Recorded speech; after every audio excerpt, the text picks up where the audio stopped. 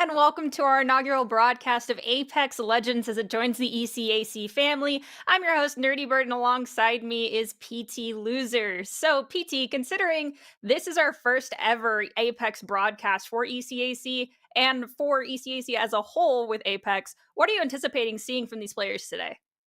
I'm gonna see a little bit of overexcitement, getting some of the jitters out of the way early, and then right into that fast-paced Apex movement and shenanigans that we all know too well.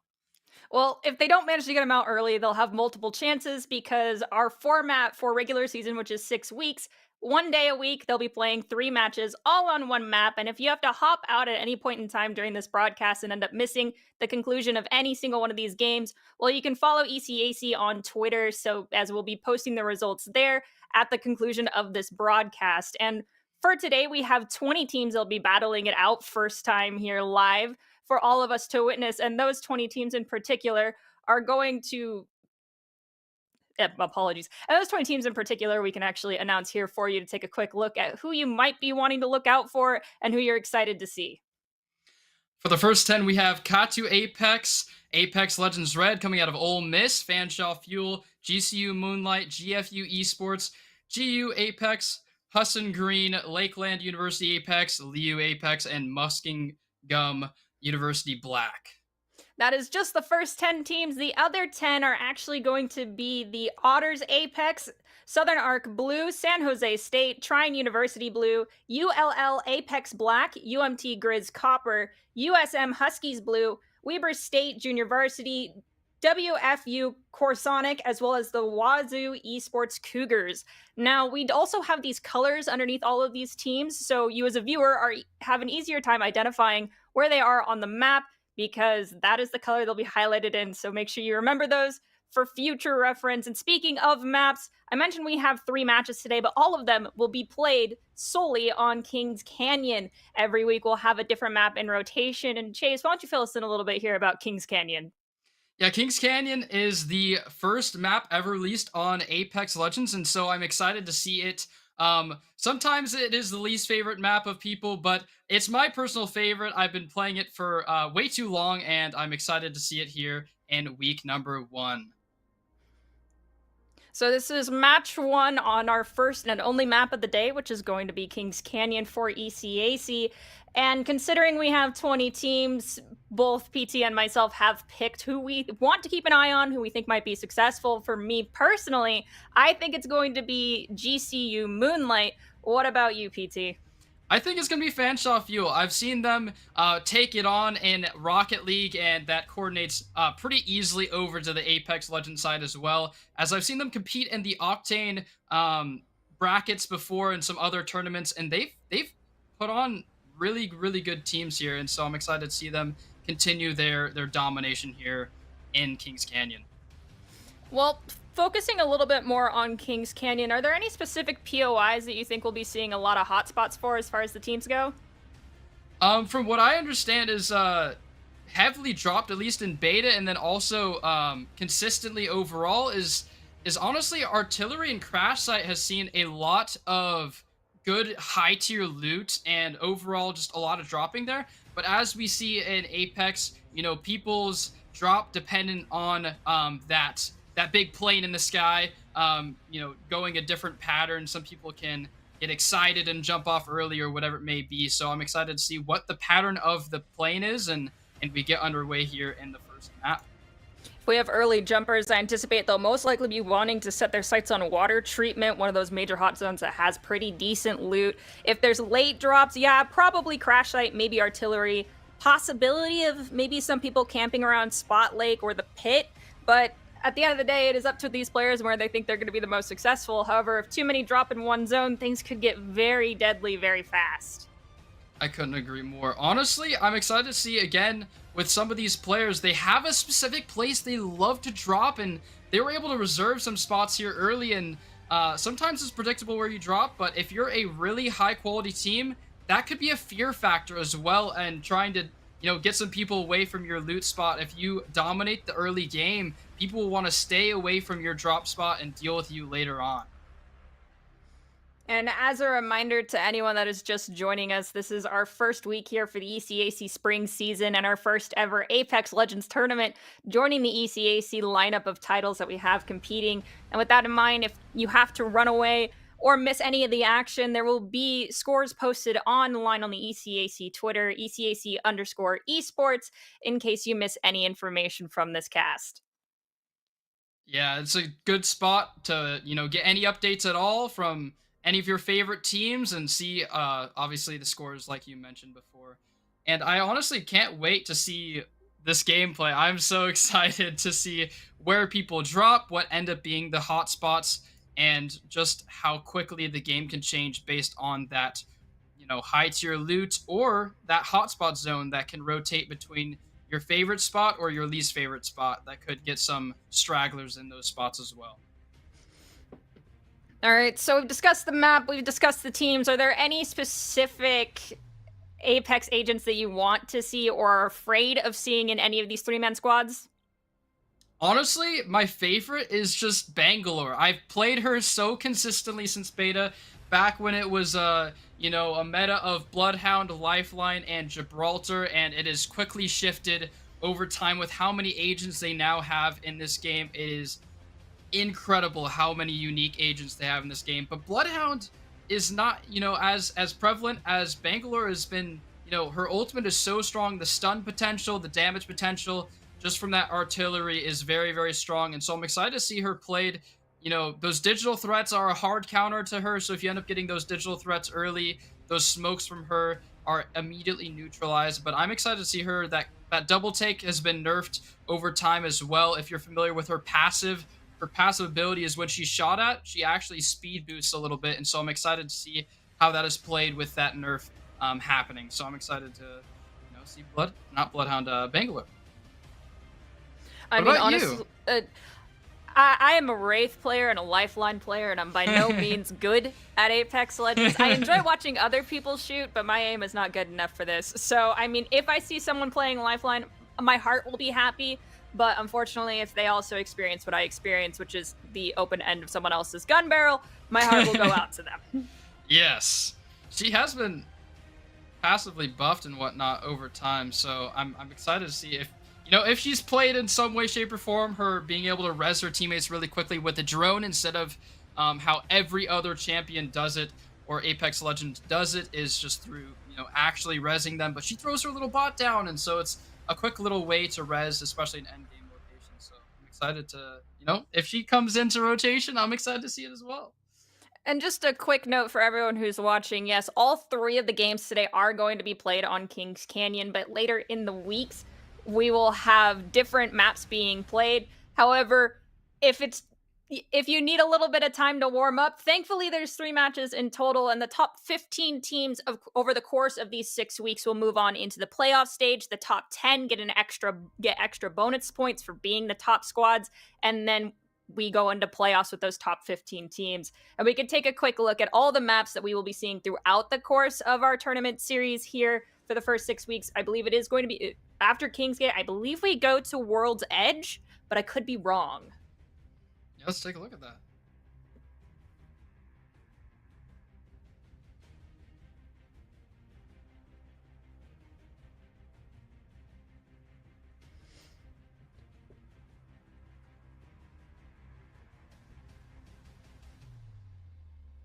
Well, actually, instead of doing that, we can just get ready to drop here into Kings Canyon, as the players have notified us that they are almost officially ready to go. Probably the last person in each squad is finally able to lock in who they want to play, and they're probably discussing what zones they want to drop into. And as we mentioned earlier, PT personally thinks we're going to be keeping a close eye on both artillery and crash site, but at the end of the day, it depends. Are you going to be a loot goblin? Are you going to run around and play for... Look, I'm a loot goblin. I'm very picky in particular with the equipment I want to be carrying, so I'm going to take my time. However, if you don't want to be caught in the crossfire early on, perhaps you want to drop into a less hot zone, such as two spines, maybe labs, hydro dam, if you want to try and catch people that dropped into good loot zones and then take them down, take their equipment, and just laugh and walk away and pray you make it into the final ring. Of course, that comes down to your in-game skill as well. I agree, and also a factor in the game that's been released since beta is the whole crafting system as well. And so crafting also takes place in this game, and so those crafters could be an indicator of where to drop, and then they can be fought for as well. So we see these players dropping into the lobby, as you see again. Those colors are a huge indicator of those favorite teams where you want them to drop, and you'll see them on the left and the right as well of where your teammates will drop here. And we see that hot zone near Repulsor, which means that there's not only high tier loot, but even higher than high tier loot in that spot as well. And so we see, Otter's Apex team deciding to land in that spot. We see a few teams actually as almost a conglomeration of teams looking to get those multi-zones over there by Broken Relay, the Rig, and Swamps. Lots of great loot, but when there's multiple teams in this area, we can easily see exchange fire early on, and perhaps you won't be able to actually appreciate your loot drop if, unfortunately, you end up going to the spawn screen and waiting out this end of this match. As we see here, we've got Solar picking up some equipment and running. We have yet to have any exchange fire, so teams are luckily far enough apart that they can prep themselves for any engagement. Definitely playing that end game that we talked about and how it be so compacted, especially with the meta of Catalyst being involved. I don't know if it'll be so in this kind of duo style tournament. Catalyst is so strong for the end game rotation that it's playing a role. Maybe get picked up and Now we are approaching 22 seconds until the first ring starts to close. We have one player, looks like Reggio, is getting ready to camp out around some loot, maybe try and bait some players towards them. You see the pings on the screen indicating, hey, it's time to start moving. 9 seconds until round one. And this is where things start to get a little bit hairy as we start to transition into getting boxed in slowly but surely by the game mechanics themselves. You're bound to start running into people. You are indeed, especially with this first, the tick of the zone is so low. Sometimes you'll camp out on the outer edges if you're crafting, or as you can see, that artillery ship has a lot of high tier loot on it, but a lot of people drop on it while it's in the air. So, but by the time it gets to its drop location, it shifts around the map based on the zones. So usually you don't see as much loot in it once it gets to that drop spot. So they opt to kind of ignore this all artillery ship as they're kind of rotating in, and then they don't have the info agents here. They have Watson and they have that lifeline that you love to see, but they don't have any recon agents, so they're gonna have to be careful to rotate in here as we swap between teams. We're currently looking at WFU, and you mentioned it earlier, the importance of controlling a crafting site if you don't find good equipment. Well, so far the players we've looked at have all managed to pick up some level of decent armor. Some have blue, some have just the starting.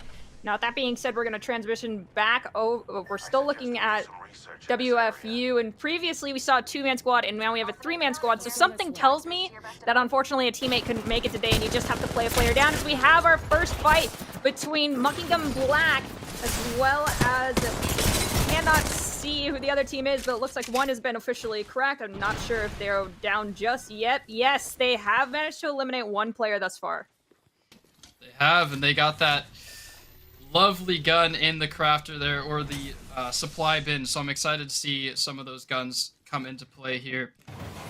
And it looks like they're going to try to get this last little finish on this player, and Muckingum Black gets that squad wipe, and now they get to loot up in a more safe way here, with the crafter also as well. Really good positioning here for Muckingum Black here in the early game.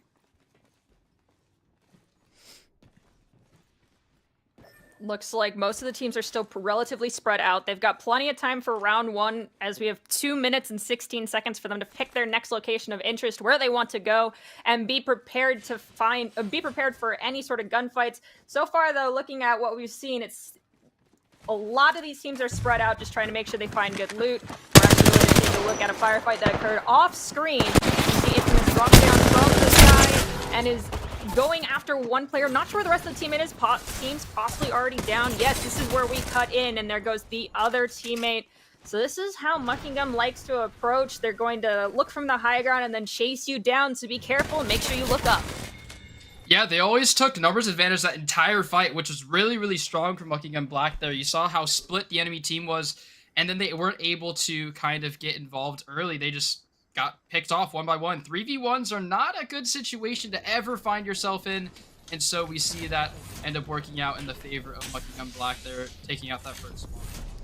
So one of our two-man squads, Southern Arc, is currently healing up. Possibly did incur some fire from someone long range when we were in that fly cam. We saw some people outside. It seems as though they're starting to encroach on the space that they have here inside this building. Gonna use the ultimate charge. Looks like Solar is gonna get ready to go for a fight. It's looking above, and yes, we can take a look outside. It seems as though that team that was encroaching on their position has decided to walk away. Yeah, that high ground spot's really, really effective. All these like high tower areas, they're so effective to looking down on players. But once they find out you have a gray shield or a blue shield, those W key potentials early game are so strong because they want to get that purple shield. And if you're not already familiar with Apex Legends, shield is you can get them spawned in or you can get them from damage over time. If you see that next Evo charge in that bottom left corner next to It Wasn't Me, you see that 261 damage off of getting that purple shield. And it looks like they're getting W keyed on right now from GFU Esports 3v1 or 3-2 situation using these Inferno grenades to try to get them to fall off here. The Catalyst utility blocking all this projectile, but is it enough for GFU to get through this door? Multiple smokes, a lot of thermite being thrown through the corridor. I see someone trying to escape upward. All three members of GFU are still standing, not positive about the enemy squad that they're encountering currently. They've taken down the equipment. Yes, there is unfortunately one care package now for GFU, meaning a squad is now a player down. Yeah, they're a player down, and that Wraith used his passive to get out. I don't know if they're going to W key this or if they're just going to settle for now, get those shields up. Xenoplays getting his shield up as well, and TK64 and Roller getting his shields up as they're going to maybe try to hunt down this Wraith. But it's hard because Wraith's passive is anytime you ADS onto them, it says there's enemies in the area, and then you end up being able to try to fall off from there. But overall, let's take a look at this replay on this sensational W key here, finding out the 3v1 situation is probably really a good indicator of a W key situation. The amount of utility that was expunged by GFU to guarantee they could secure these kills. I mean, if you're gonna drop that much util in a single room, you better guarantee you get them. You get to be able to pick up their equipment. Hopefully the juice was worth the squeeze in this instance. I'm pretty sure it was. I mean, of course, getting kills and eliminating players is always great, but if you're caught without quintessential equipment like smokes and thermites that can force people out of angles or force them into a corner, you could really put yourself in a dangerous situation later on. So we take a look at GU Apex, our seventh place squad currently.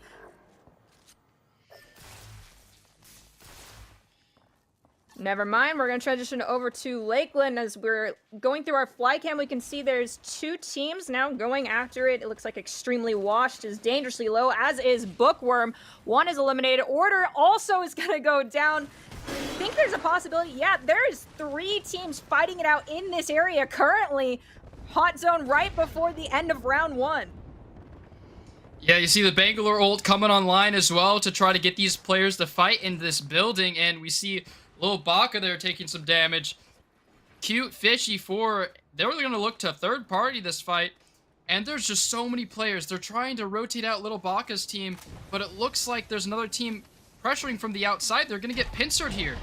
Poor Bookworm was being hunted down by 2 players. I believe they're the last player standing for their squad. San Jose State is going to ascend, look to see if they can pick up where those stragglers ran off to. They do have the health advantage as well. Instead, they're going to transition over to a different location. Will San Jose State meet anyone here upon landing? Don't see anyone just yet, but we can still see Bookworm somehow alive.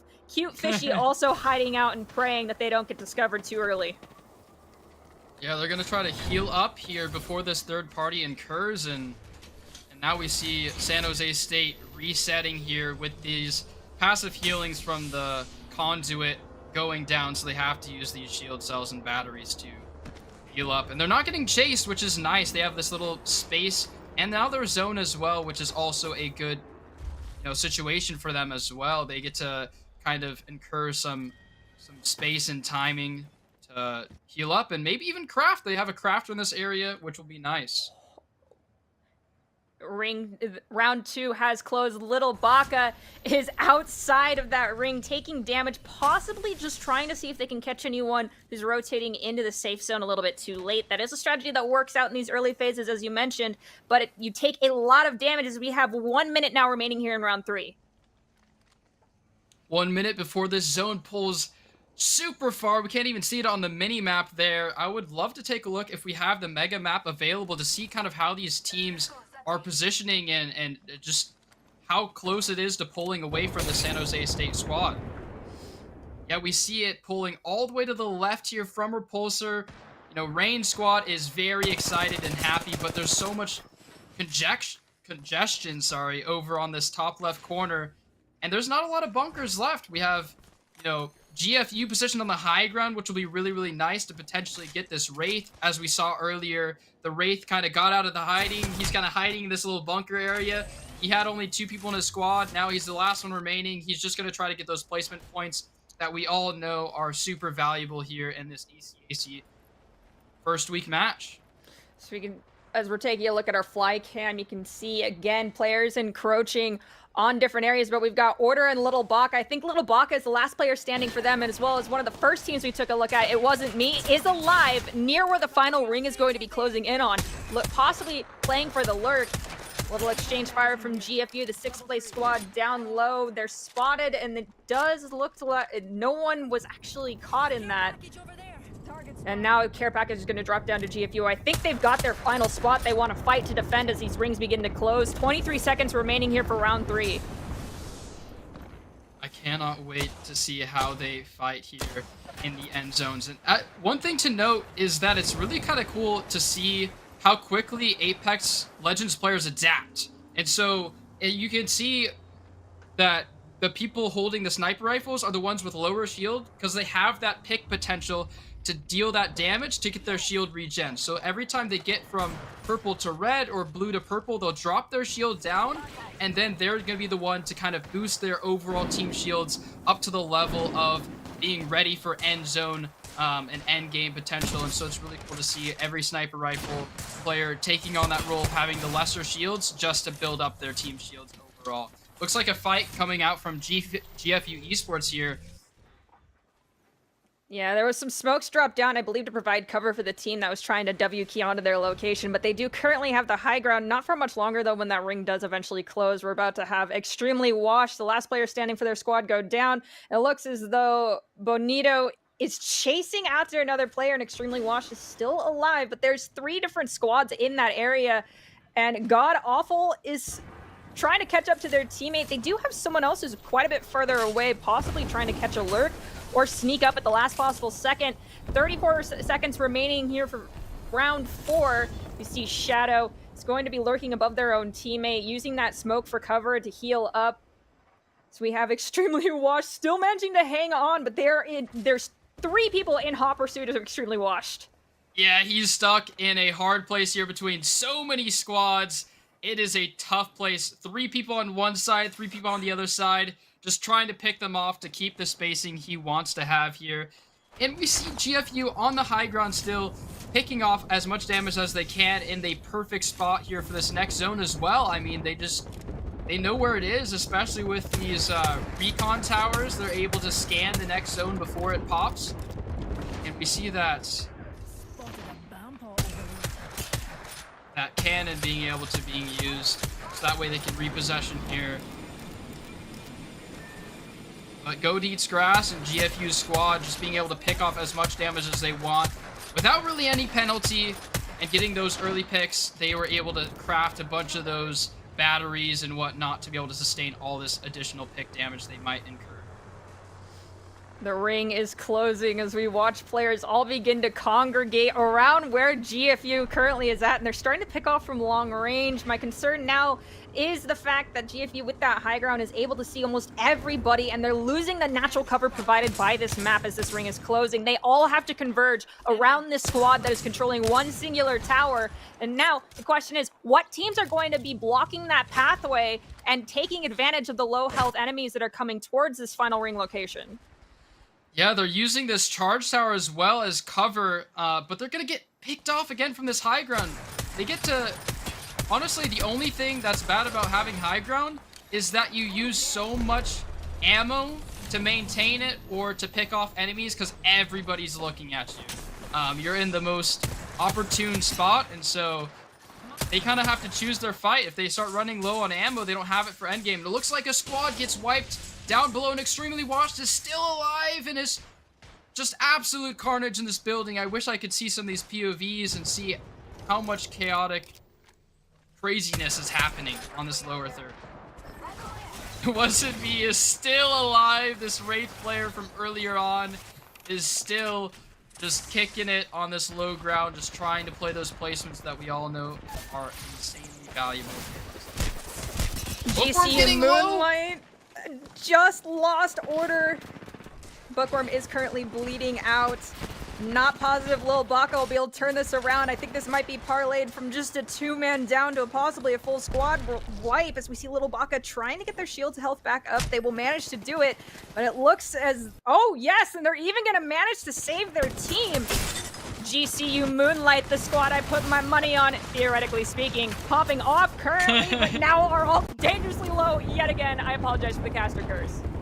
Yep, you had to say it and put into motion, put that GCU squad. Moonlight is not going to see the light of day there, unfortunately. They're going exceptionally low, and some of those teammates getting thirsted. And now we're on Katsu Apex. They're getting extremely low as well. Speedy One's the only one left alive in this Horizon Ultimate, pulling them away from their escape route, and they're getting even lower, picked off from both sides. This enemy squad puts them down. God awful going with no shields here, but has as much spacing as he wants, using this high ground advantage, activating this tower to maintain here.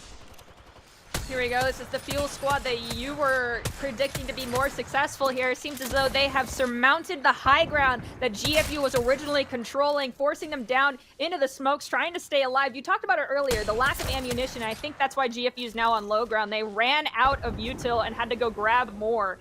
So in that, Vanishaw managed to take control. Yes, they took the opportunity to go to the high ground, take it over, and now say, GFU, we know this is the spot you want. Good luck taking it back.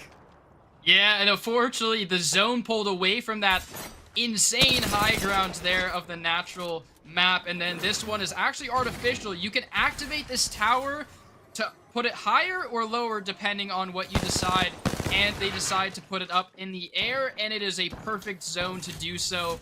Really situational, good high ground here. And then we see WSU Esports bunkered in this, Arsenal area, only one side to enter. They can activate the other side if they choose to on the opposite side. We see GFU Esports smoking off the high ground here, hoping that the zone does not pull that direction, because that would not be a fun situation. 3 squads remaining, 8 players.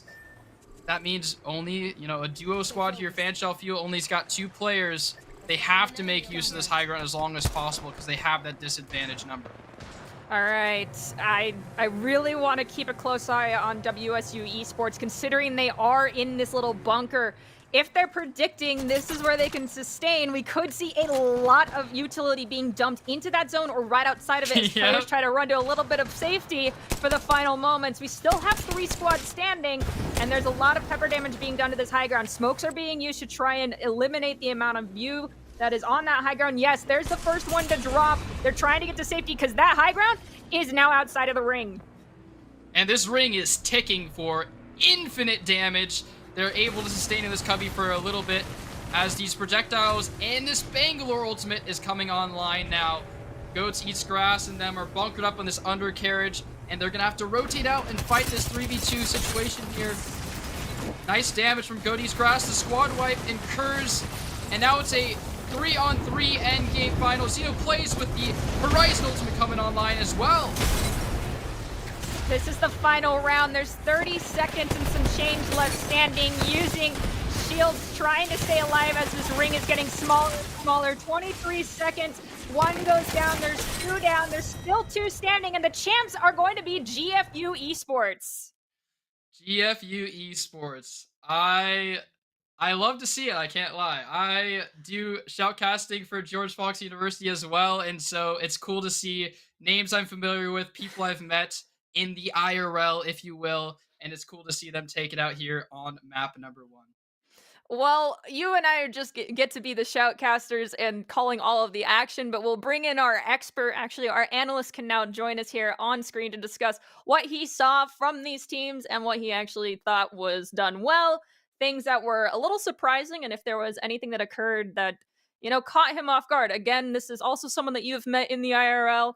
And I'm a little interested to see how biased this person may be because if he's biased, I'm calling him out on it. With that being said, I'm sad. Moonlight, I fully believe that that was just the jitters and you're going to shake it out and map 2 will be much better. It will still be on Kings Canyon and our map 3 will be as well, but for now, first one is done and we can our analyst is actually a little bit preoccupied with the task because they are punching in a lot of numbers. Good luck with that one, Brandon. With that in mind, I do think we can take a quick break instead and we can pull Brandon in later. So we'll be back here in just a little bit with more.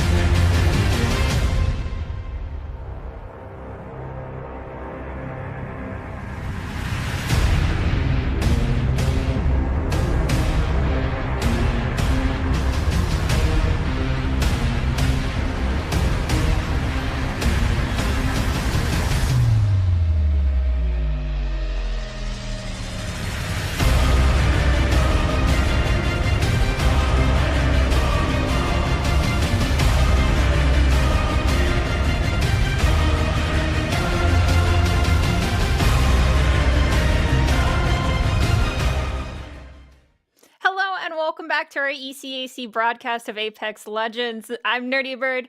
This is PT Loser. We just got to watch our first map, and that was on Kings Canyon. It was GFU that ended up being victorious. Unfortunately, both my prediction as well as PT's prediction did not get that number one spot. But based off of what you saw, are you holding out hope that your team that you're rooting for will be victorious in match two? I think so. Honestly, both your and I predictions, surprisingly, we got top four for both of your and I. So you got fourth place, and then my team got second place. I'm holding out Fanshawe Fuel all the way, and I think they're gonna end up taking this victory royale in the map number two.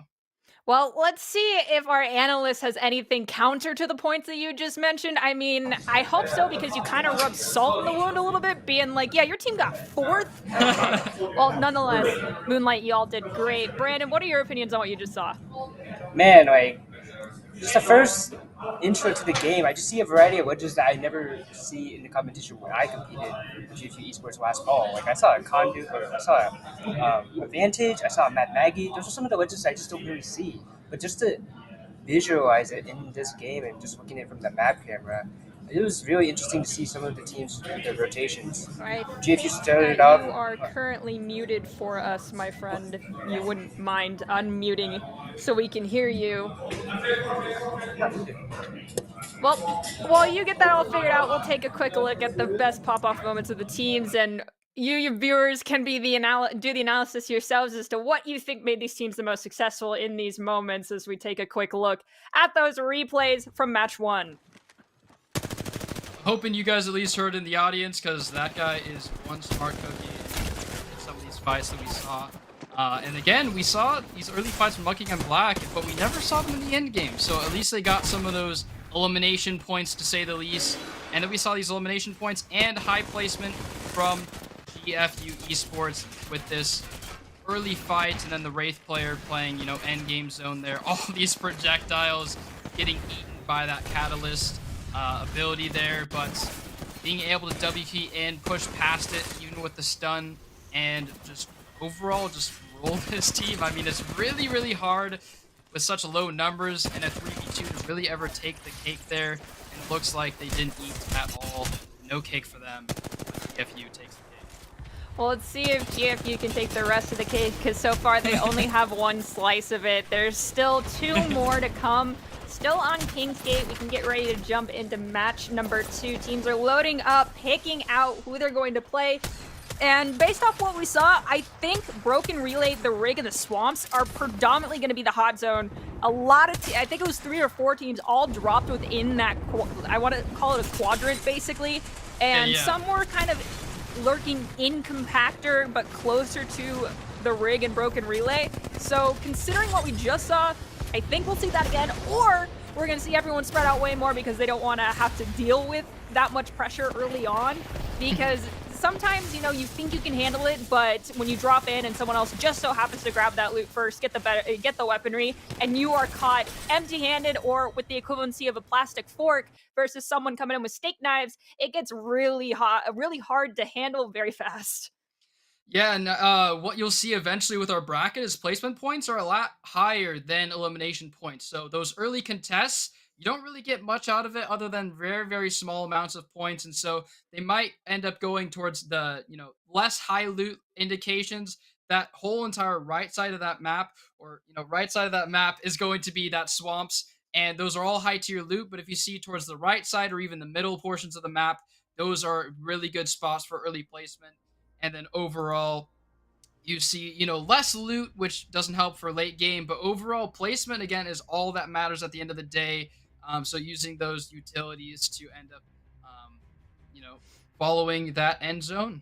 And we'll see a different end zone this time, so I'm excited to see how that plays out. And if you're just joining us, match one went over to GFU. We're about to jump into Kingsgate once again for match two. And if you were not here and are interested to see how that first match played out, the scores will be posted on the ECAC Twitter at ECAC_esports. Now, I'm sticking to my guns here, and it seems as though PT is as well. We are still predicting Moonlight. Come on. Usurp GFU. And for For PT, I'm pretty sure you're still rolling with the fuel. I'm still ruling with the fuel, at least, not with Overwatch. Dallas Fuel, they are pretty bad when it comes to Overwatch, but at least, in the Wow, shots indication fired. of Apex Legends, we see Fanshawe Fuel taking at least some sprinkles of that cake here with finishing number 2 there. Again, number 2, 2 is better than 4 sometimes. So I can't wait to see them hopefully not die of spawn and not be caster cursed by yours truly, but hopefully we see some, finishing first this time, maybe some high eliminations at least from the fuel. And I believe the players are loading up fairly quickly here, and we'll see them get underway here pretty soon from that flying saucer in the air, and we'll see map number 2 underway very shortly. Just to recap, for those of you that were not here for map 1, I am going to die on the hill. That Moonlight is going to be coming out here on match 2 as victorious. I'm sticking with this all the way through. I do not care. And then PT, you stick with Fanshawe this. Fuel. If you change to a different team in no, map I 3, ain't no bandwagon. I ain't Okay, no good. Patriots fan. I am a Fanshawe Fuel in my veins till I die. all right, we can see teams are dropping in a little bit more spread out than what we saw earlier. A lot of those contrails were definitely a lot closer earlier. Yes, we can see it. You see It looks as though Relic some and Caustic treatment, yeah. Yeah, it seems as though some teams have learned, decided to spread out just a little bit more. Still, though, looking for Broken Alley, the Reagan Swamp. Lots of teams congregating in that area, but much more spread out than they initially dropped. We also can see in the lower right corner by the crypto map room, we've got one team there in that mega loot zone. Let's see if that works out for them. As we look at our top team from the previous match, GFU Esports. GFU Esports rocking this composition that's really heavy on these late game fights, especially with that Horizon Ultimate being, like that Graviton Surge, if you've familiar with that Overwatch game from Zarya, and then a far superior ultimate when it comes to Bangalore. I mean, that stun and damage potential is through the roof, especially end game. Especially the stun. Honestly, movement is so heavy in this game that if you stun somebody at all, it is just really hard to recover in between these natural cover spots. And Fanshawe Fuel, we see them in 4th, and so it's really cool to see them on the screen. And it's just such a funny gamer tag of god awful. Like, you just love to see that gamer tag on your screen. Wow. The Fuels decided to drop early, taking over water treatment. It did not look like there was anyone in their immediate vicinity, but we have Xenoblades as well as Goat eat grass. That is adorable. So we might have a quick encounter, but Goat is about to get pinched off. On Roller is right above them, and On Roller's teammate is on the other side, but I'm not positive anyone actually saw Goat eats grass. So now taking a look at WSU Esports. It's Diamond currently walking around. It looks like yes, we're still at crash site. GFU was also in this area too, so I think one of these teams just got pinged by the other one. Now they're hastily picking up everything. There's Goats eats grass. Goats, I don't know. Ah, okay, yes, that is your team around you. It's just the UI was a little funky for me. Yeah, Looks like all of them are on the same congregating team. now and are going to be okay moving forward, taking a zip line. Don't see anybody, but we're aiming down sights to make sure that there's no one who's going to take pot shots at this squad as they get into their primary locations they want to go to. Taking a look at Lakeland, our 10th place team. No fire just yet. Took a little bit of damage here. The Swamps location was huge, and it looks like Musk is going down. Low HP here. Luckily, he's got that passive to get that double time on speed. And it looks like Burr hitting some shots onto his enemy combatant. And Lakeland is just trying to sustain this fight as it comes to a close quarters fight into this bunkered spot. I believe Musk is dangerously low, if not already Nice gone. headshot. There's a shield crack as well. Ult charge being utilized. Possibility of seeing a very fast ult come online. So we take a look at the fly cam. Lil Baka, Bookworm, both still alive. Little distance away from each other. Trying to pick up Musk, possibly Blur. As Kix is running in the opposite direction. Extremely low shields. I believe they have been cracked as well. Order goes down from GCU Moonlight, and that's why we only see Bookworm and Little Baka here. Conduit ultimate coming, or not Conduit, sorry, Catalyst ultimate coming into play there to kind of space themselves away from these fights. Looks like they don't have quite the shield to sustain through this. They're going to have to opt to rotate out here, but there's probably an enemy team hearing all these shots, and a third party could be underway here. They gotta find a different spot here. GCU Moonlight looking pretty good, but Kix, Musk, and Burr looking very, very low. They do look quite tasty, but my concern is there's a squad on the opposite side of this three-man group that could also engage. It's actually GCU Moonlight still managing to stay alive despite getting so low. I think the name of the game was exchange fire, get the kills quickly, but if we don't, we need to evacuate, and that's exactly what the other team did. Wondering where they're going to choose to head towards. We see one ping, yes, and there's no one in the immediate vicinity, so GCU Moonlight looking a little safe, and currently top seed. Yeah, honestly, I would love to take a look at this mega map to see where this zone is pulling, to see where these teams are opting to go, but it looks like there's a fight coming out from our fly cam here, and they're just bunkered up, but only gray shields from this team. Looks like we got this mega map here. We see the green zone. You could only see the green zone as these enemy players if you have a recon agent and you've scanned one of the survey beacons on the map. So we see at least where the teammates or this map is going. It looks like Bookworm and GCU Moonlight, your favorite team here, is going to sustain through this. Try to get some ammo.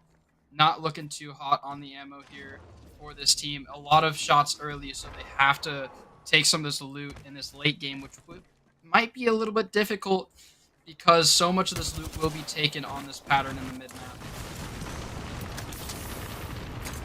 Katsu Apex charging up this Rampage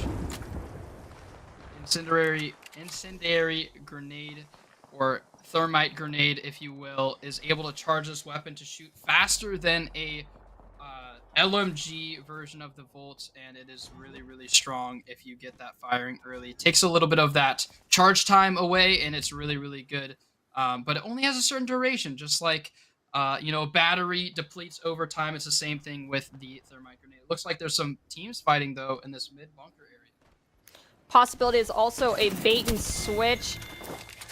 The armor was cracked, they were down, they've been finished off, and we are chilling outside the ring currently for GCU Moonlight, but this is just round 2, so they're okay for now. It's not doing existential amounts of damage, but it does chip away at your health bar slowly but surely. Looks as though they might be able to make it into the safe zone, but Order getting a little too close for comfort as far as that health bar goes. Gonna have to use the injector, sustain themselves. They're back up to full health. All 3 members of GCU Moonlight looking nice and healthy. Armor back online as well. Looking to pick up some little extra loot. Yeah, looting up or being a loot goblin, it's one of your favorite things, and so it's cool to see that from your favorite team as well. And it looks like we're going to look at this mega map, see where these teams are positioning. Burr and his teammates are not in the best spots, but they don't know the zone is closing, and it is closing not very soon. So they're good for now, but overall, we see it wasn't me on that left side. And, with that 2-man squad, they have to be very, very careful of what fights they take early. But they're good on the loot. They got those purple shields. They could technically wipe out this squad. Copy Ninja, all of them are sitting at those gray shields. They're looking like they're going to rotate, though, through this blimp in the sky there. I would anticipate that team with gray shields to have already crafted new shields at this point. I mean, we are almost done with round 2, and the ring's going to start closing again. I mean, if you're the enemy squad that gets to pick them off, recognizing they're with low shields, great for you. But if you're this squad, it's a little bit dangerous as Katu Apex has 1 member down. And 2 members down. Oh no, it looks like this might be a 3-man wipe. Speedy gonna recharge, try to take down the person that was pot-shotting their teammates. Does manage to, gets them cracked, and they are gone. Yeah, gets the thirst off there. That's at least 1 point there for that elimination. And Speedy is gonna fall, and it looks like it's a full squad wipe from GCU coming with the third party. Fights occurring Lobaka. here. Wow. We're gonna be Lobaka, having no. a fight in this inner sanctum here in this box, but all this catalyst utility, they're gonna have to break down these walls. One interesting thing about this ability from Catalyst is if you put on the doors, it makes it so many different ticks. I think it's 6 or no, 4 is how many it takes to take down a door instead of 2 for traditional doors. So you have to kick it so many times to get in there. It is not good for an enemy team trying to push into the bunker. Looks like GFU sitting pretty with some eliminations here and some good positioning overall and good health. They're going to pick off some damage onto these lower ground enemy combatants. Lots of long-range weaponry being favored by GFU, just like earlier. The Fanishoff Fuel not looking as strong as they did in match 1. Currently in 4th place. See, will they be able to... They picked up 1 elimination. Will they be able to finish out the rest of that squad? That might have been the entirety of the squad they were engaging on, but they need to be careful nonetheless. God Awful is running in front of their teammate as GFU is getting their shields back online. Goat Eats Grass is very low. It's going to use the injector to get healed up completely. GFU really favoring to camp these high ground spots, milk them for as much as they are worth, and then get out of dodge when they need to. Worked in map 1, but I'm not sure if these teams will fall for it twice. I honestly don't think they'll fall for it twice. These teams are so particular about how they make sure they don't repeat the same mistakes, so hopefully we won't see that happen again. It looks like we'll take a little fly camera here. We have GFU position on the low ground, some people in the bunker, which is a really, really hard place to rotate through, especially if they have one of those bunker-style agents. They'll have a lot of indication if people enter either side of this bunker. And hopefully Zone doesn't pull into it, or GFU is going to be worse for wear when it comes to rotations. There's a congregation of players just out of our line of sight. I do believe it's being pinged as GCU Moonlight most likely heard the fire, and there's smokes being dropped outside of this house. Just in case Lobaka is going to pot shot into there, seeing if they can get any sort of damage onto somebody who's lurking out inside of this building. Got 19 seconds remaining here in as round 3 is progressing. Looks like one is cracked. Yeah, he's doing a good job with that heady angle, making sure that he's spamming them and they're not able to spam him back really with these kind of, jumping up and down jiggle peek angles that Call of Duty is known for, but especially in Apex as well with these high ground locations. It's impossible to shoot back on them. Ship fire from Trine University Blue here onto these teams over to their south side, and they're kind of playing around this potential supply drop in a crack and curves, but Cute Fishy also low and he gets knocked. Looks like they're trying to blimp out and his team is out of there, but Cute Fishy goes down and is thirsted by the enemy team there. Trine University Blue is now down a player. Looks like they'll find a wingman in that box. The fight is occurring here, and that two-man squad goes down. Round 3 is now closing, and fighting outside when you're already that low on health is a dangerous game to play nonetheless. As you see Lobaka, Bookworm both still standing. They've lost 1 teammate, which is always tragic, but it's better to have 2 than just be a solo player left standing against multiple teams. It looks like Agreed. GFU is bunkering down near double buildings. Again with the curse. long-range weaponry. I love the longbow, and they don't even have the skull piercer potential with that gun. It looks like they get a knock, so it's actually a 3v1 now, or maybe a squad wipe. Will they be able to parlay that 1 knock into a full squad wipe is the question currently for them, because they've decided to fully take on this area. It could turn into a situation where it's not worth it just because they're spending so much time trying to pressure out the 1 player left standing for the squad that they're pulling a lot of attention to themselves. Again, we are now in round 4, 35 seconds remaining on this ring before it starts to close again. GFU Esports playing Nice for this crack. long range play again. Cracks 1. The enemy conduit looking a little dangerously low if they're trying to stay alive. And yes, I do think GFU Esports might successfully pull off the squad wipe, but they're taking a long time to do so. Yeah, Bookworm, the only one left in the Moonlight squad, and Viking Cap and Schmubby is also gonna be... Oh, it looks like they have 3. Okay, that's good for them. But Bookworm is pincered between both sides here. It's the Not the last zone just yet, but it is really close to closing down here. But Boatworm is not in a good spot. And I don't believe they're rotation agent. I believe they're on Oh. lifeline. So they do not have much rotationary potential at all. And they go down there. GCU Moonlight ends up getting wiped out completely. And now GFU Esports is now going to rotate here into the zone. It looks like they're actually in second now. They're no longer in first place based off eliminations. I'm interested to see who's now in first place. Look, GCU was in first, and then they had their final player eliminated. Elevation from GFU Esports to get on top of the roof. They're gonna engage. The Conduit shield is gone. I think 2 others as well had their shields lost. We're gonna get some San shield Jose's- swaps, and Ooh. San Jose goes down to GFU. That was a big Horizon ultimate used, as well as the Bangalore ultimate, to make sure they stay indoors inside this Horizon ultimate, and then all those frag grenades coming out and those incendiary grenades. Just absolute carnage happened there, and that was all on the proactive nature that GFU took on that fight. They're gonna reap their rewards, pick up some loot, but there's a lot more teams left standing at this point in the game than there was in map 1, as we are in round 5 currently. And at this point in map 1, I believe we had 3 or 4 teams still standing. It looks like we have 5 possible teams still alive. Even if it is just one player, they are still currently in this game. Can't count them out just yet, but we've got 33 seconds before that ring closes again. And this is the point in time where it goes from feeling like a minor sunburn to feeling like someone has a blowtorch on your back.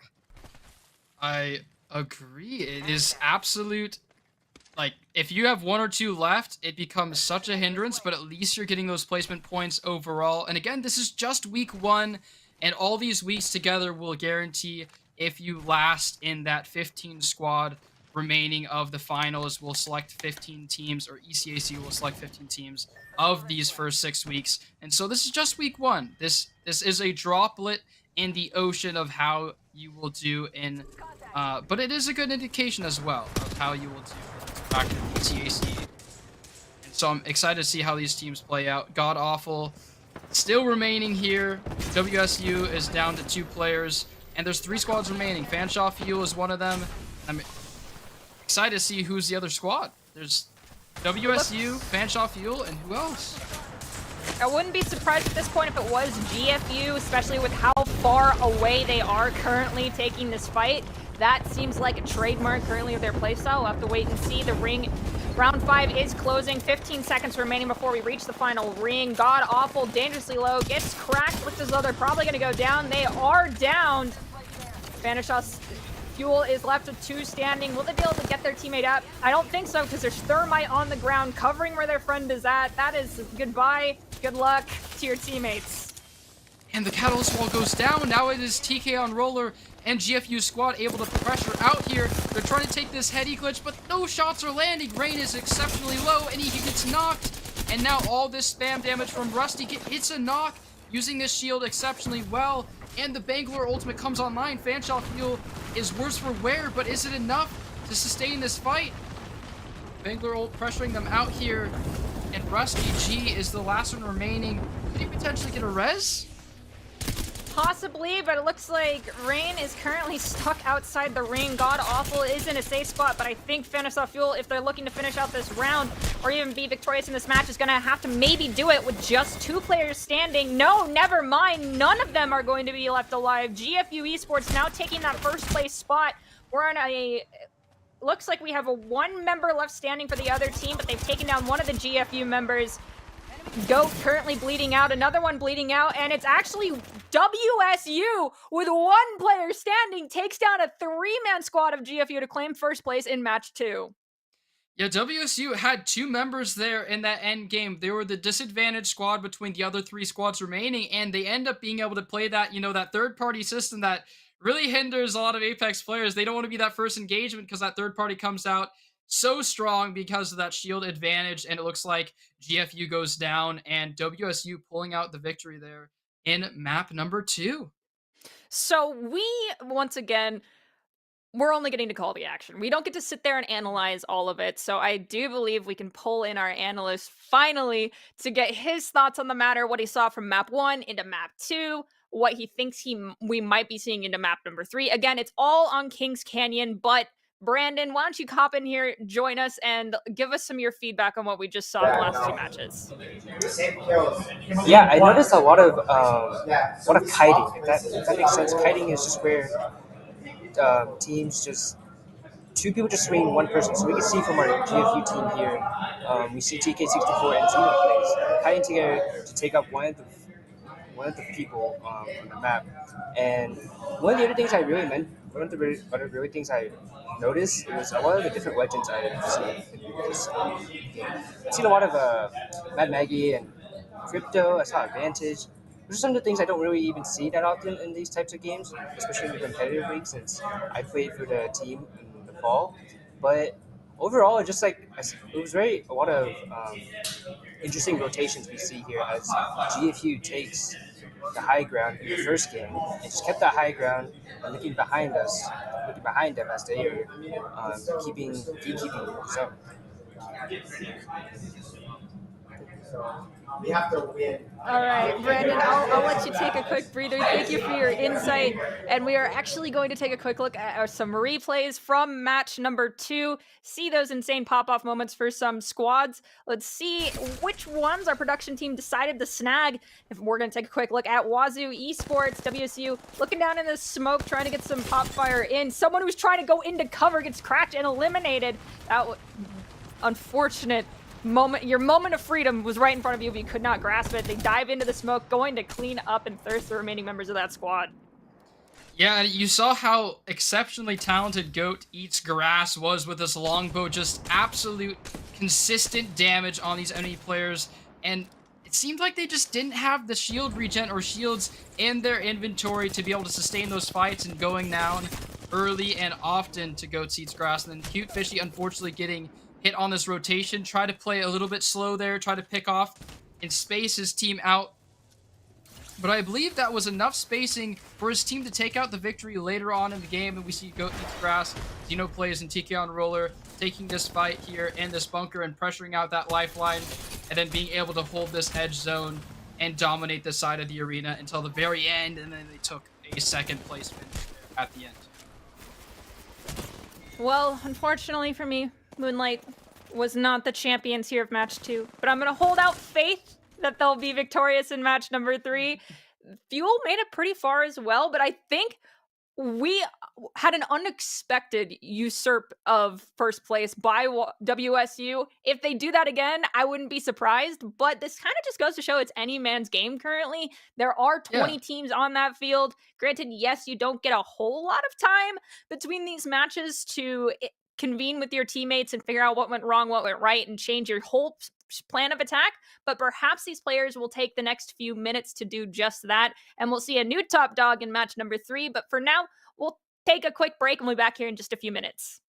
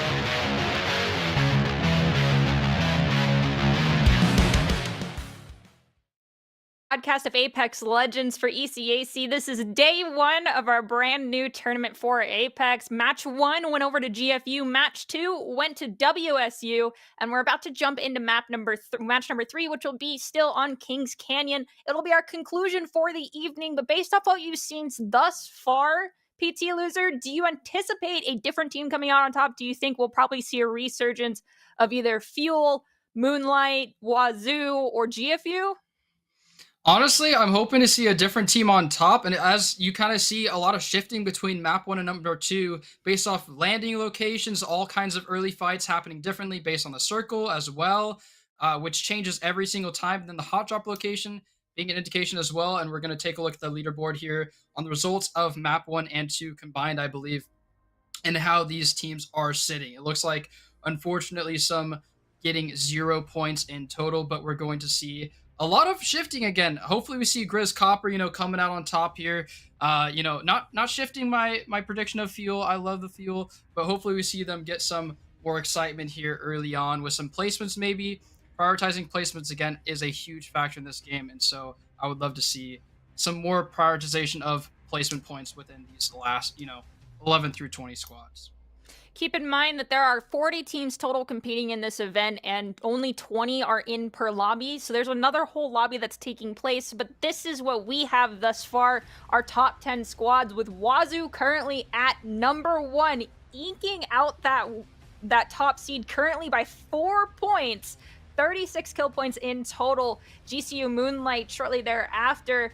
Again, that 4-point differential. But then GFU Esports, the third place squad, 1 point below GCU Moonlight. So these three teams right here are very close as far as skill level currently. And then we have PT Loser's personal favorite, the Fanishaw Fuel, trailing a little bit larger of a gap that they have to close to even bridge the way into that third place spot and possibly go beyond. Yes, it is doable in one game, but that means that those top three squads really have to fumble the bag a little bit here as we transition into Kings Canyon for the last time in order to usurp any of these top three squads.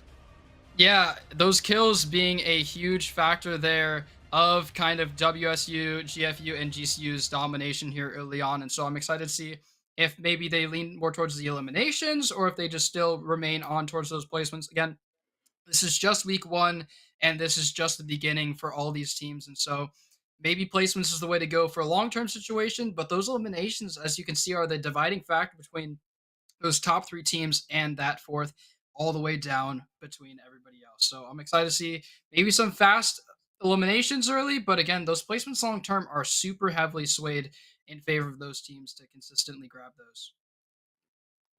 And just as a quick reminder, in case you're just hopping into this broadcast, for week one, all three games are played on Kings Canyon. But next week, we'll transition into World's Edge. It'll be, once again, a day of 3 maps back to back. Well, 3 matches back to back, all on one map. And then we will cycle all the way through. The only maps that we'll see twice are going to be Storm Point and Olympus. So maybe if Kings Canyon is not your cup of tea, perhaps one of these other maps are. Yeah, and one thing to note as well is between these maps is there's a consistent meta, but there's also a quick shift depending on the terrain, where you drop, where you land, and there's just a slight alteration of the meta. Meta being referring to those champions that you select or legends you select in game, and there's certain ones that are played more heavily depending on the map. And so I'm excited to see honestly a switch of the meta towards that World's Edge map for next week, and so I'm excited to see that. But obviously, we're going to be underway here in Kings Canyon for map number 3 in the finale of tonight's gameplay. And honestly, I hope to see Fuel stay till the end, get some high eliminations, and the top 3 squads get eliminated off spawn, maybe to random nuke that drops on the map or whatever. But that's more Fortnite's thing, is to drop something random on the map. Not really an Apex Legends thing, unfortunately, but hopefully we see those teams die early. And if you've just now joined us and you're only dropping in for match number 3, there were 2 other maps that came before this. Well, all of the results will be posted on the ECAC Twitter just in case. And also, if perhaps maybe you're like me and just forgot how those first 2 maps went down, you can check out the ECAC Twitter at ECAC_esports to follow along all of the action, as well as get updates on the other lobby for Apex and the other game titles for ECAC, because I do know, in fact, Overwatch is also playing tonight, in case that is more your game of choice over Apex. But nonetheless, we are here to watch Apex action to round out our first inaugural broadcast for ECAC Apex Legends. It is Kings Canyon, the first map in the game, the first map we show on broadcast, and now it's time for the final time we'll see it on broadcast. I'm excited to see that as well on the broadcast, and I believe they're loading up underway here pretty soon in the dropship, and they will be continuing in game 3 here between these squads. And I cannot be more excited for this last third map here. All these teams might even switch everything up that they've started, especially these teams in the lower, half of the match. They might just say, hey, I'm going to find a squad, I'm going to drop on them early and try to get, some RNG loot, and then just try to get some early eliminations and scale from there. A lot of these teams, typically when it comes to the last map of the night, all hell breaks loose. They just end up deciding to do the most shenanigans things, and so I'm excited to see what actually ends up happening here in map number 3, because whatever is the standard is only the standard for the top teams, because that was what was working for them. Obviously, the teams at the bottom half are not really going to be looking for any standard. They're going to just try to do something different here for map 3. Well, Chase, the standard so far has been the 3 hotspots of Broken Relay, the Rig, and the Swamps. That is where the top squads have all been landing in that relative zone. The only outlier was actually Moonlight, who decided to drop in Water Treatment at the beginning of match 2. With that being said, I do think we'll still continue to see this trend, and they'll probably congregate in that zone early on as we're getting ready to fly in and watch the teams drop down. Yes, we have some early drops happening already. We can see at least 3 squads have ejected and chosen their POIs for the beginning of this game. Looks like these teams are, again, like you mentioned, landing in the Rig and Swamps, these top teams, as well as this high tier loot. But it looks like the high tier of high tier loot is in Pun Off here on the left corner of the map. And then we're going to see some early fights maybe on Airbase Gauntlet. A lot of teams are deciding to land Airbase, and that's 3 teams going towards this Airbase location. Okay, so Trine Blue is currently the squad that's choosing to go to Runoff, where the top tier loot is at. They were the first squad we looked at in match 1. It wasn't me. Was last player standing for that team in match 1 and match 2. I wonder if that same story will play out here as we go to look at our 14th place squad currently, LIU, Apex. All 3 members still standing. No one has any advanced armor. It's all still that gray armor. Hopefully they're managing to pick up a little bit better loot here pretty soon. They're over at Crossroads. Don't think there was many teams that dropped around by them, so they should be okay for now, but they need to start rotating and picking up better loot as time progresses. Of course, we have 41 seconds remaining before the first ring will start to close. Yeah, I'm surprised nobody fought early here. They ended up immediately rotating away, and Liu Esports there instantly rotating away, no guns in hand, no ammo in hand, just sprinting away from this team, playing a little bit afraid here. But again, that's because the enemy combatants there picking up the rifles, and they picked up quite literally nothing. They have to rotate. They're not just gonna happen on a fist fight. They're going to try to get weaponry before they engage. 3 seconds remain before the ring begins to close. Still, most of these teams we're taking a quick look at have not found anything of great significance. Looks like Burr is trying to direct their team where they want to go. Yes, these teams are very spread out thus far. Different story than what we saw earlier. Match 1, very close together team landing spots. Match 2, slightly more far apart. Match 3, it seems like they're like, if I see you within my first 30 seconds of being in the zone, we have a problem. And so these teams decided to be to distance themselves as much as possible while still giving themselves opportunities to pick up loot. So we're taking a look at Lakeland University, and still 2 members looking for better armor.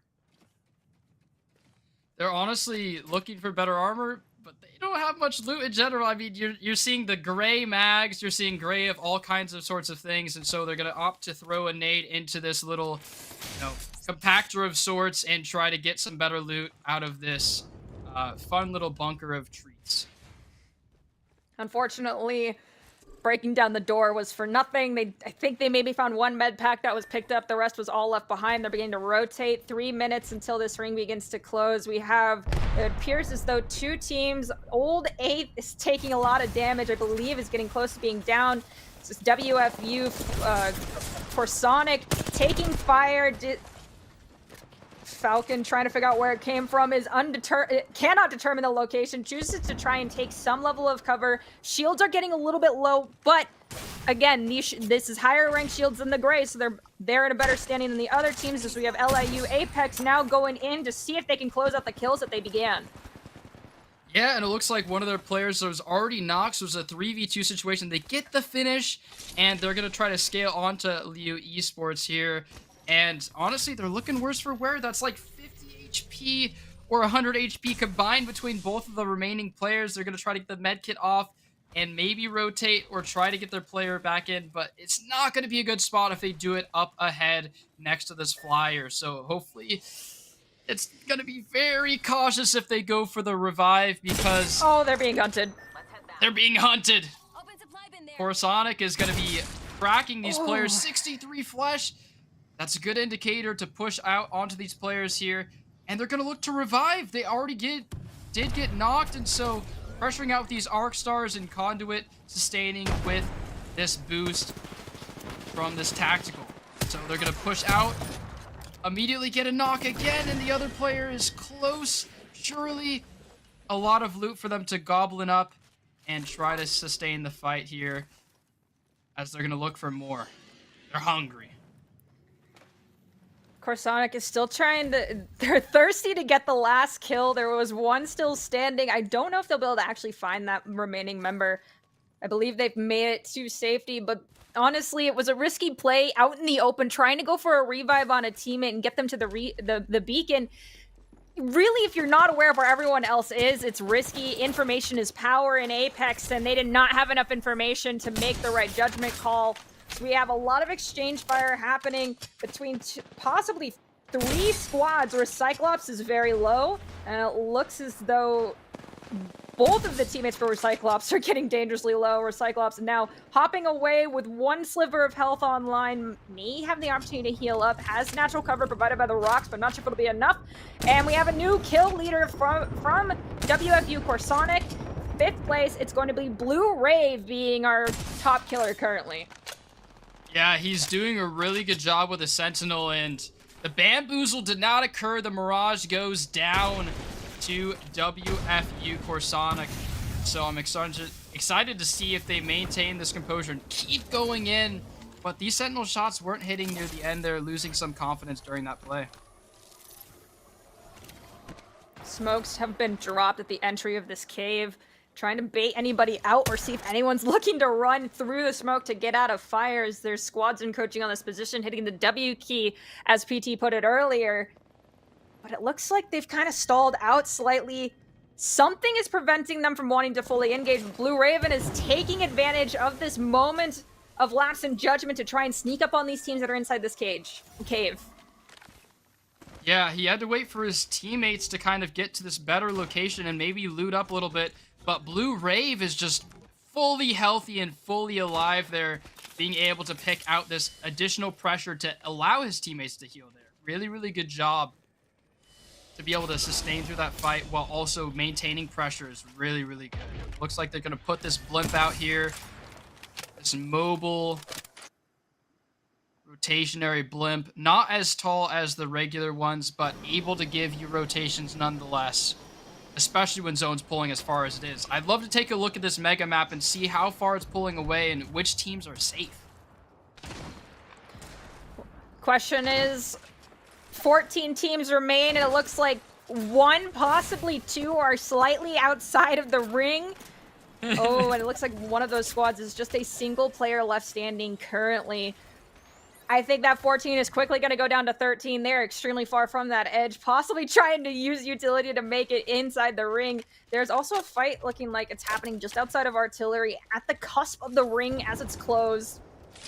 And a possibility of Little Baka's squad going up against Shmubby here very soon, because I think Shmubby's about to get line of sight on that 3-man squad. Yeah, and USM Huskies Blue, they only got 1 player remaining, and the Bamboozle comes out, and he's just gonna try to play placements, but he is the farthest possible place you can be from safety from this zone. He's just hoping to get alive here. He has plenty of med kits to sustain through this, but it is a long trek to this end zone. God Awful is still alive for their squad. Slim Games is about to get pinched between a couple different teams.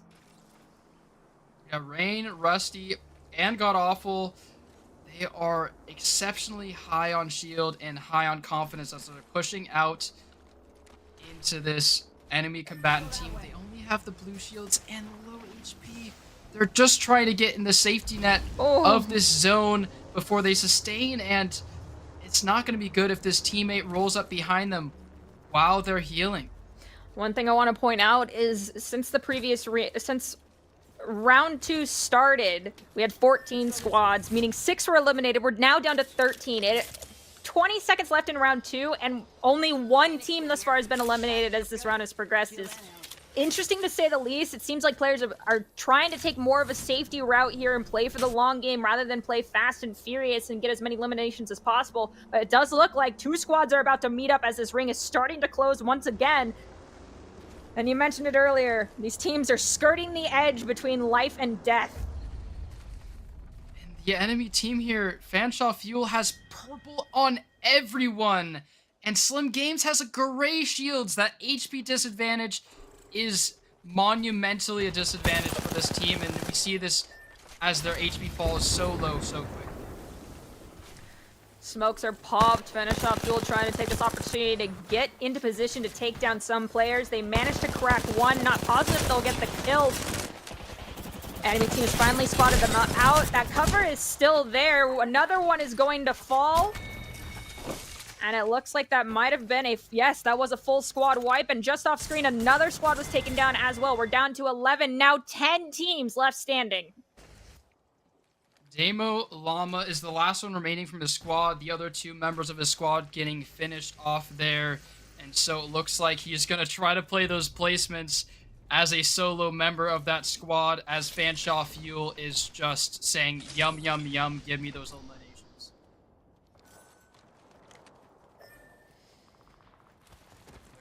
Rotate in here, but they are safe in this zone. It wasn't me is going for the long range fire against Fanshawe Fuel. It's good to see that it wasn't me is still alive. We can go to the fly cams, take a quick look. That looks like Fanshawe Fuel on that right side, Damo the Lamo on that lower ground, trying to play his life on those placements, and then this 2-man squad of Southern Arc Blue being this it wasn't me Wraith, and Fanshawe Fuel is just trying to pick off them.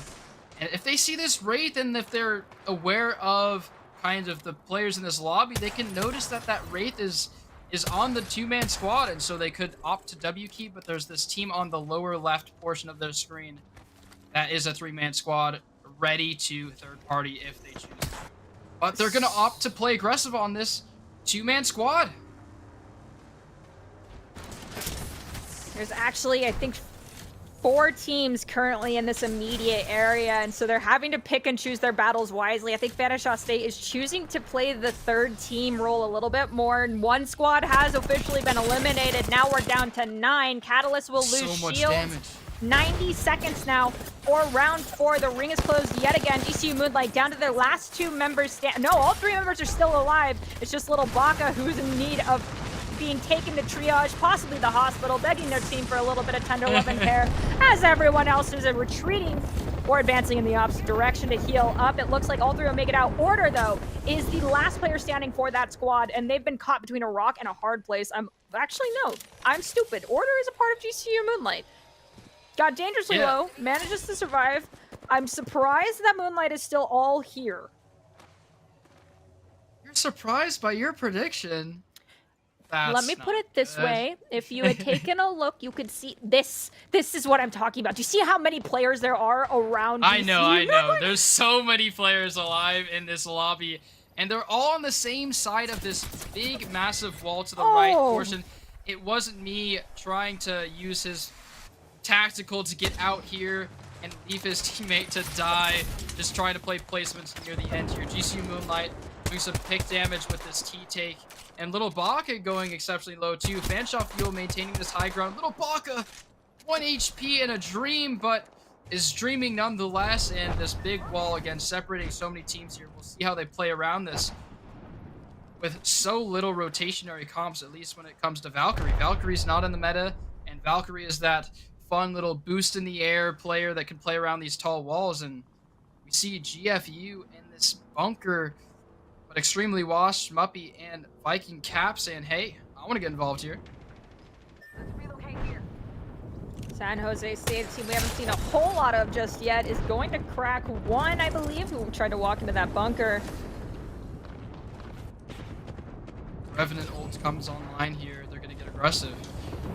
GFU Esports currently our second place squad. There's 9 squads still standing. 18 seconds remaining here as round 4 is closing. The space getting smaller and smaller. And if 9 teams are still alive when we hit round 5, maybe predicting we'll have, I think, 5 squads alive when round 6 starts. It could be a lot of bodies hitting the ground very fast. They have a lot of these bunkers set up, and the doors are still in contact. That means there's not a lot of frag grenades and thermite grenades being in play here. So these doors are able to be played around super well, especially with Catalyst on these players, being able to reinforce these walls consistently, keeping the doors on their side. And now this T-take in the hands of Worm to do some pick damage onto these enemy combatants. Okay, so we've seen Little Baka here from GCU Moonlight get dangerously low multiple times. I think Lil Baka honestly thrives very well in the low health environments and just knows their escape plan very early on. Not very reflective of their name, by the way. You should change your name to the Escape Artist or something like that.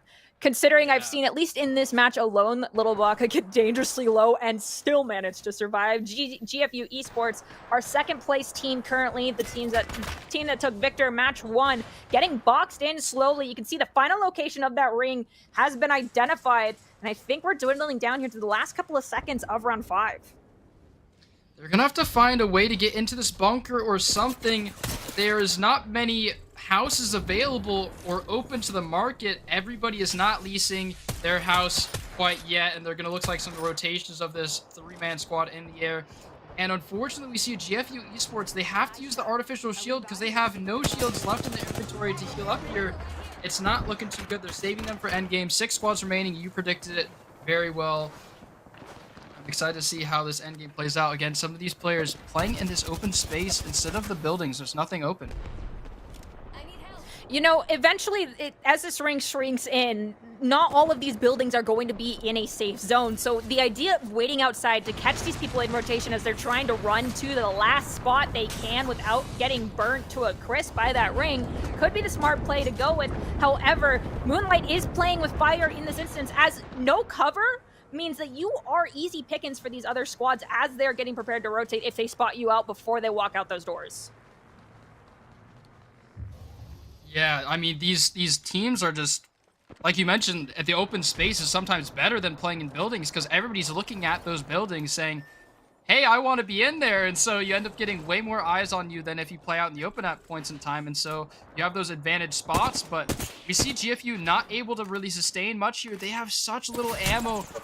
They only have 3 mags each, and some of their other weaponry is just 1 clip left. I mean, they can't really pick off these teams and maintain this pressure that they need to maintain for these buildings. We see this high ground location, and they get some nice headshot damage. Rusty G goes low, and he gets knocked by Goat Eats Grass. This GFU Esports squad has been a team that favors the high ground, but right now, they are playing from the low ground with suboptimal weaponry from what they prefer to use. And again, low low on any ammunition as this ring is about to shrink one more time. 6 seconds remaining. They need to save what little resources they have. Hopefully they have some thermites, maybe some smokes and grenades in their back pockets, because if they don't, they are going to be in hot water very fast. I honestly don't know what is worse though, less ammo or less shields, as Order was 1 HP for such a long period of time there. They don't have a lot of HP for this end game spot. I mean, but honestly, it looks like GFU doesn't have either. Don't have shields or ammunition.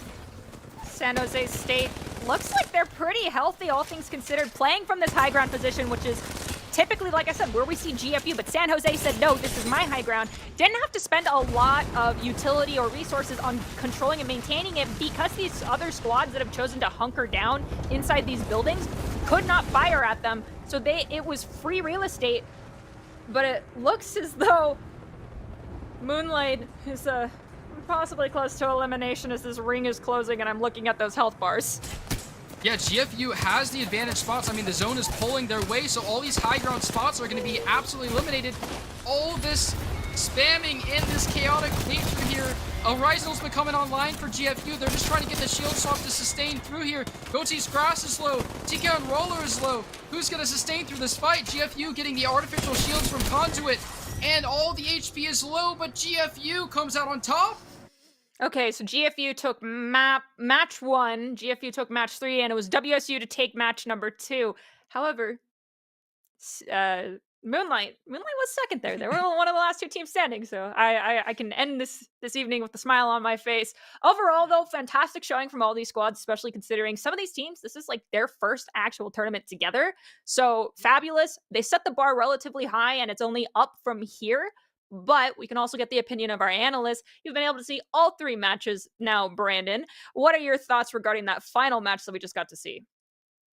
That ending was so good. Like, it was ridiculous. I was sitting right next to one of my observers, and we were just talking about how GFU had the great position on the building from the start of, like, almost like the 3rd or 4th ring. They had a great position. They held the building. They just waited for both teams to fight in the end, and they just took over the spot, right? Which leads to them winning 2 out of 3 games in this ECAC tournament today. Well, I don't know if GFU will manage to keep that going forward, considering there's 5 additional weeks of regular season play. And I think both PT and myself identified their at least cornerstone level of cornerstone gameplay that they had, which was, that high ground control. However, Map 3, I was a little shocked to see them hunker down on low ground for so long, but as you mentioned, it worked out for them. But speaking of GFU and all the matches that we had today, we do have some highlights from match number 3 we can take a quick look at. Thank you so much for joining us here, Brandon. I look forward to your feedback next week about these teams to discuss their improvement. But for now, let's take a look at the best moments from our Apex Legends games.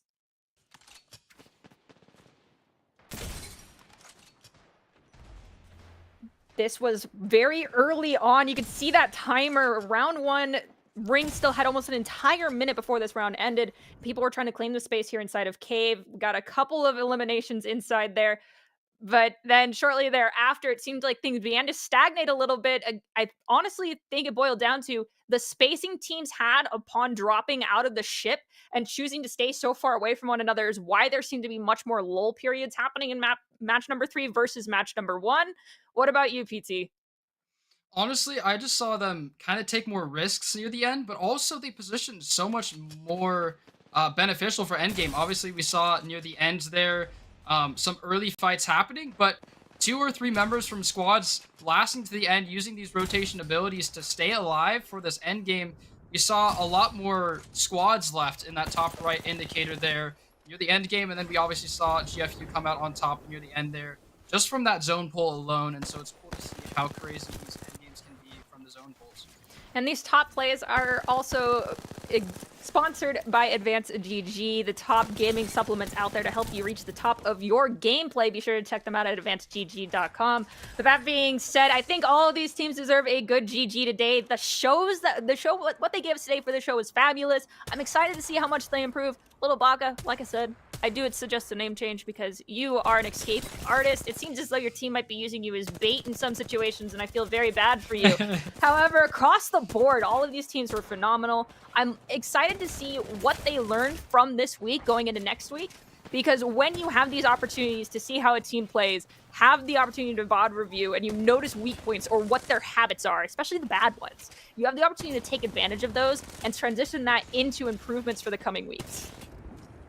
Yeah, and even team comp, right? We saw kind of a sustained comp with Wraith and a few others when it came to 2-man squads instead of 3-man squads, and so hopefully they get their third member back, so that way they can have more of a competition here. But we saw them near endgame quite consistently, so it's cool to see that a 2-man squad can still do it regardless of being down a man. So it's cool to see.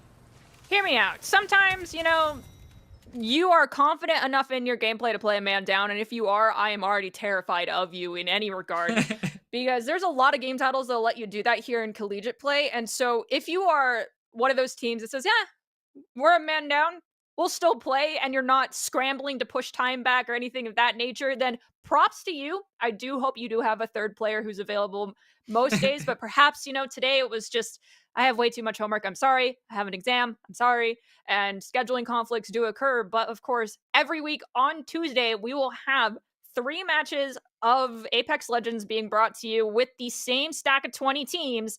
And we're going to progress through. We have 5 weeks remaining. That's still a lot, by the way. 5 weeks is a lot. 5 weeks is a lot. That's 15 games of Apex Legends still to come in the future. And if you missed out on anything today, you can be sure to check out the ECAC Twitter at ECAC_esports to check out the match results and see the match of the other 20 teams that were playing off screen. And we could take a look at our final results for today to see where every team ended up in the rankings.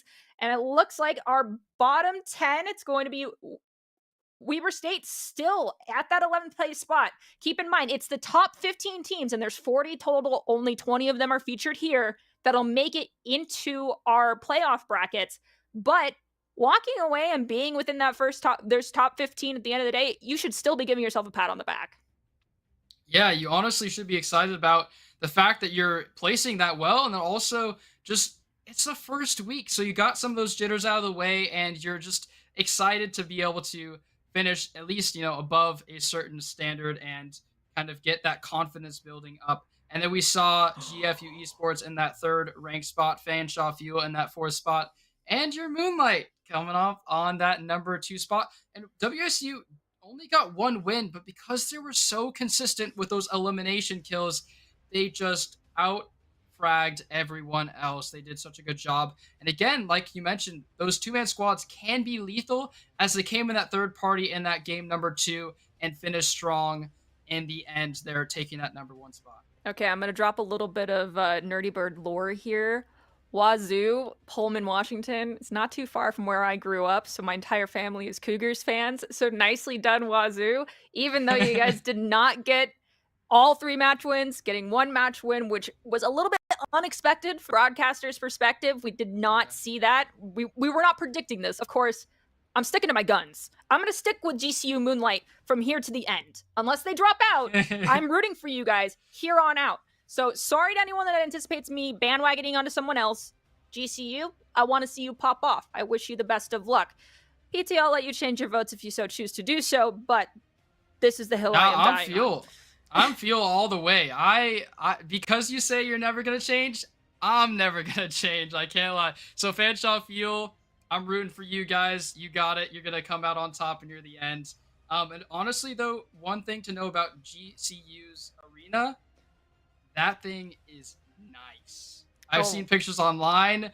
It is like a master class. Like somebody that was esports heavy designed that thing. I don't know, but that they fanned out when they made that arena. And so those players are playing on all the top gear. And so it's cool to see that top gear is indicated in their gameplay as well. Well, with that being said, I do want to just shine some light on what we'll be seeing next week. As I mentioned, we play a different map every week. You will see a resurgence of some, but we will be going next week into World's Edge, followed by Olympus, then Stormpoint. Stormpoint will repeat twice, so you get a lot of extra practice if week 4 doesn't go your way. And then week 5, we'll see Stormpoint, and then close out on Olympus, and then we'll move into our playoff series with these teams. As I mentioned, top 15 make it in. Out of 40, that's a tough ask. That is less than half that'll make it into our playoff series. But at the end of the day, it's week 1. You didn't score where you wanted to. You got a lot of homework to do on top of just your academics, because esports, playing FPS games, your ability to aim and shoot is just like a muscle, and you have to keep training it. Now, Chase, do you have any final thoughts regarding our broadcast today and the teams that we got to see?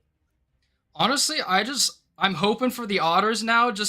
I saw them on that 20 spot for so long.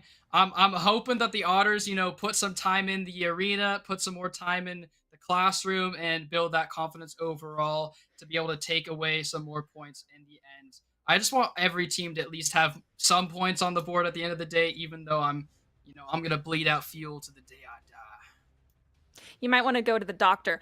Also, I do agree with you though. Every team should have the opportunity to shine, but nonetheless, even if you're a brand new squad or like this is your first semester with your team actually participating in a higher echelon tournament, one thing to keep in mind is that everything is a learning curve. It's all about growth, and so starting, consider this your lowest point across the board for all these teams.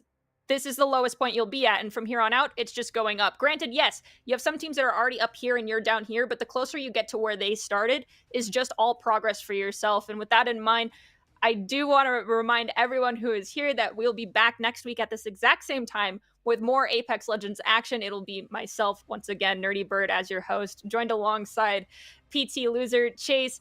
We'll be calling all the action for you. But for now, that is the end of our Apex Legends broadcast. It has been a pleasure to have you here with us, and we'll see you next week. Hope you have a lovely evening. Stay safe, stay healthy, and we'll see you next time.